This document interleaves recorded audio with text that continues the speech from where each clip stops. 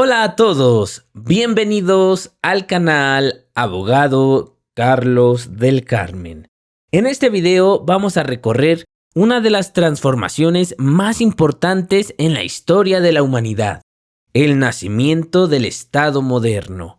Vamos a entender cómo surgió el poder político tal como lo conocemos hoy, qué lo diferencia del sistema feudal y por qué pensadores como Maquiavelo, Bodin, Hobbes y Rousseau fueron tan importantes para que el Estado pasara de ser el poder de un solo rey a una institución basada en leyes, derechos y soberanía popular. Mi objetivo es que al final de este video se entienda no solo qué fue el Estado absolutista o la razón del Estado, sino también por qué es tan importante conocerlos para comprender cómo funciona el poder político en nuestros tiempos. Así que prepárate, porque vamos a viajar desde los palacios de los reyes absolutistas hasta las revoluciones que dieron origen a los estados constitucionales. 1. El surgimiento del Estado absolutista, siglos XV y XVI. Para entender el Estado moderno, primero debemos ver de dónde venimos. Durante la Edad Media, Europa estaba organizada bajo el sistema feudal. Eso significaba que el poder estaba fragmentado. Cada señor feudal tenía autoridad sobre sus tierras, cobraba impuestos y hasta administraba justicia. La Iglesia también tenía un poder enorme, tanto político como espiritual. En pocas palabras, no había un poder central fuerte, sino miles de pequeños poderes locales. Pero hacia los siglos XV y XVI, las cosas comenzaron a cambiar. El comercio creció, las ciudades se expandieron y los reyes empezaron a tener más recursos. Con eso, pudieron formar ejércitos permanentes, recaudar impuestos directamente y crear una administración centralizada. Esto dio origen al Estado absolutista, donde el poder se concentró totalmente en la figura del monarca. El rey ya no compartía autoridad con los señores feudales ni con la Iglesia. Ahora, él era el centro de todo el poder. Como ejemplo, el rey Francisco I de Francia impulsó esta centralización, al igual que los reyes católicos en España, quienes unificaron el territorio bajo una sola corona. Frase clave. El absolutismo se resume en la frase «El Estado soy yo», pronunciada por Luis XIV, el Rey Sol. Para él, el poder provenía de Dios y nadie podía cuestionar su autoridad. Vocabulario simple, absolutismo, sistema en el que el rey tiene todo el poder. Centralización, concentración del mando político y administrativo en una sola figura o institución. Este fue el primer paso hacia el Estado moderno, la unificación del poder y la creación de un gobierno estable y permanente. 2. Teoría de la soberanía y fundamentos del poder. Siglo XVI. En medio de esta consolidación del poder real, surgieron pensadores que trataron de justificar y explicar cómo debía funcionar este nuevo tipo de Estado. Uno de ellos fue Jean Bodin, 1530 a 1596, un jurista y filósofo francés que introdujo por primera vez el concepto de soberanía. Bodin decía que el Estado debía de tener un poder supremo, indivisible e independiente de cualquier otra autoridad. En su obra Los 6 libros de la República, 1576, afirmaba que solo el soberano tiene la capacidad de dictar leyes sin el consentimiento de otro.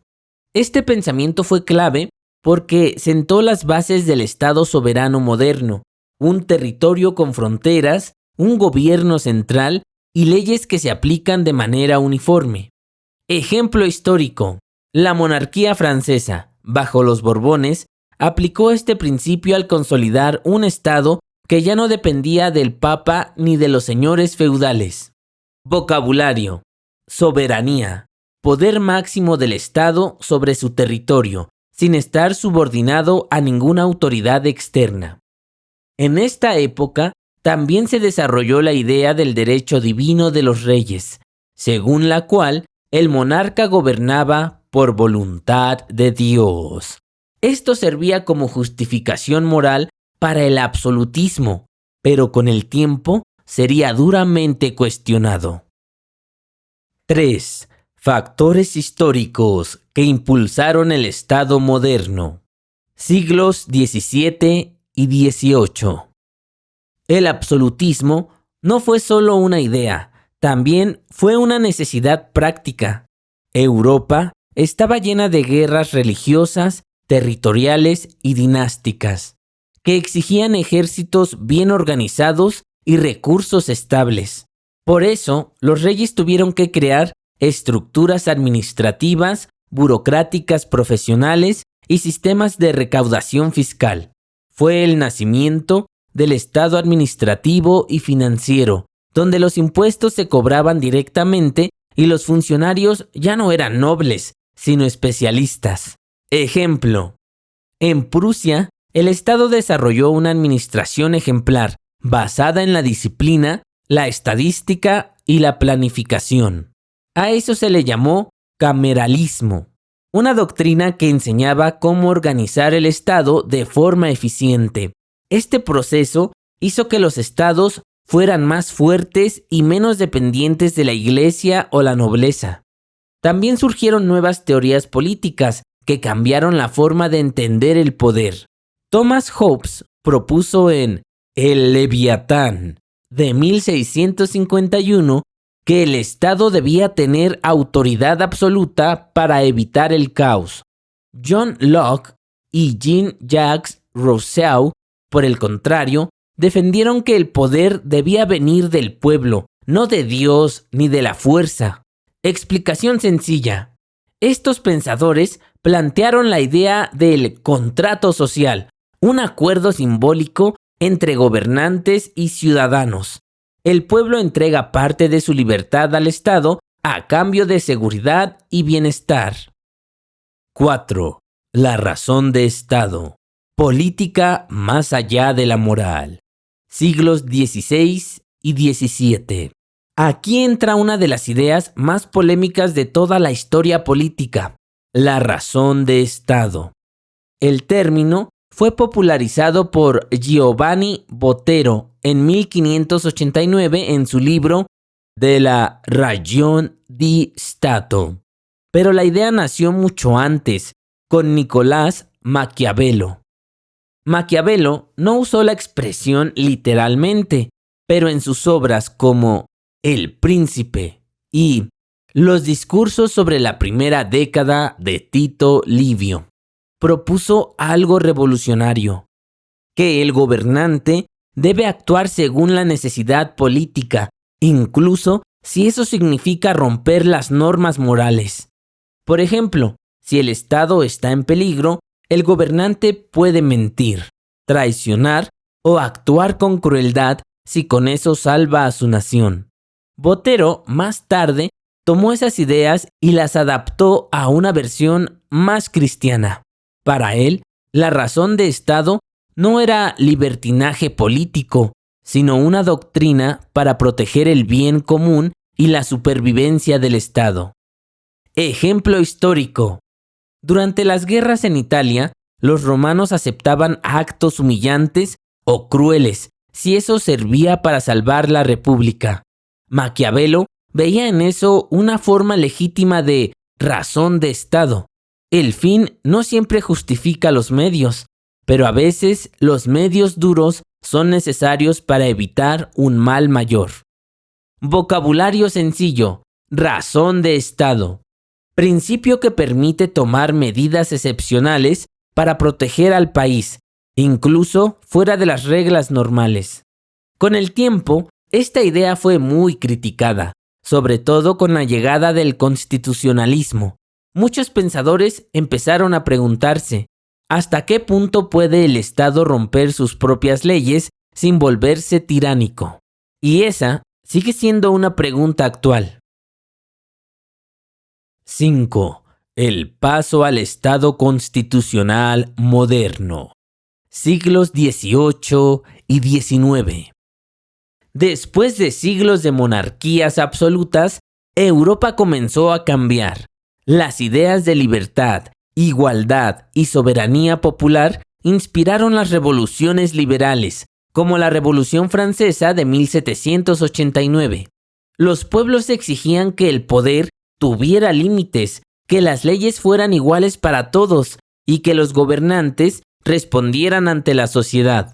Nacieron así las constituciones escritas, que establecieron principios como la separación de poderes, ejecutivo, legislativo y judicial, el reconocimiento de los derechos individuales y el principio de soberanía popular, donde el pueblo es la fuente del poder. De esta forma, el Estado pasó de ser la voluntad de un monarca a ser una institución legal e impersonal. Ejemplo, la Constitución francesa de 1791 marcó el inicio del Estado moderno y sentó las bases de las democracias actuales. 6. Conclusión. Después de analizar esta evolución, queda claro que el Estado moderno no nació de un solo momento, sino de siglos de conflictos, ideas y transformaciones. El absolutismo sirvió para unificar y organizar. Los pensadores del contrato social dieron sentido a la legitimidad del poder, y la razón de Estado mostró la tensión eterna entre la moral y la política. Hoy vivimos en un Estado basado en leyes, derechos y participación, pero las preguntas siguen siendo las mismas. ¿Hasta dónde debe llegar el poder? ¿Cuánto se puede sacrificar por la seguridad del Estado? Comprender esta historia no solo es aprender política, sino entender cómo las decisiones del pasado siguen influyendo en el presente. Y así concluye este recorrido por la historia del Estado moderno. Espero que este video te haya ayudado a comprender mejor cómo el poder se ha transformado a lo largo del tiempo. Si te gustó, deja un likeazo y comparte este video. Suscríbete para más contenido educativo. Yo soy Carlos del Carmen y apruebo este video.